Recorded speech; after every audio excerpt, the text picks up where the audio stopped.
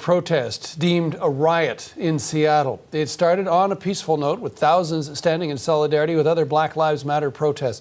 But soon, things took a more violent turn.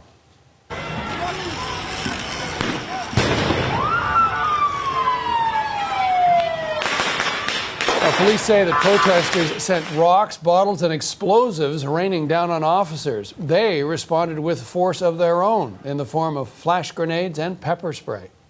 Laura McQuillan tracking the story for us all morning. Laura, what can you tell us? Yeah, John, police say there were at least 45 arrests up until 10 p.m. last night, but things continued into the night, so we're waiting to hear if there may have been more people taken into custody after what you saw just there.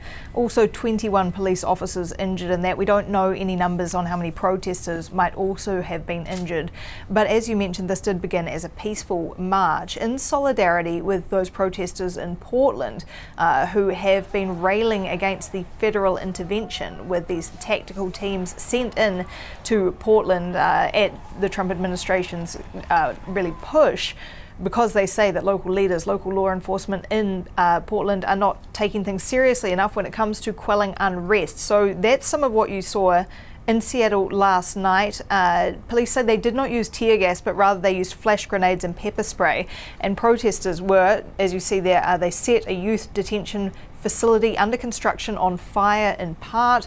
A Starbucks very badly damaged. Other damage elsewhere, rocks, bricks and explosives, police say, were thrown at officers. All of this unfolding throughout the evening, and now we are hearing from the protesters they do plan to stage another protest today, in part because federal officers had now been sent into Seattle as well. They are on standby there, but the threat from the Trump administration is that if things become more heated in Seattle, like what we saw last night, those federal agents could intervene there as well.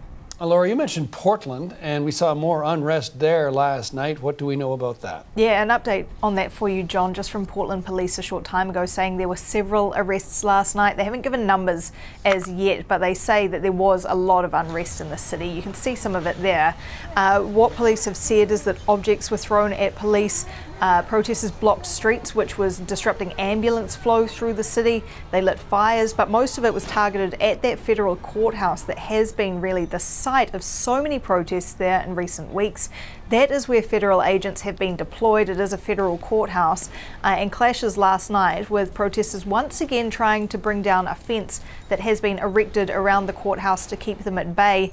The Portland police saying that protesters in fact did manage that last night by attaching a chain and having a great number of people pull down a section of the fence as they had a standoff with officers. You see tear gas was used in that city. In recent weeks there have been some 60 arrests by federal agents in Portland, and the message we heard yesterday from one top official in Portland was that if protesters will stop pulling down that fence around the courthouse, then perhaps those federal agents wouldn't be needed. Here's what he said. It'll be dictated by the peacefulness of the protests. If DHS and the U.S. Marshal Service deem that the courthouse can stand and can have integrity and is not subject to damage or attack, then the officers will go home.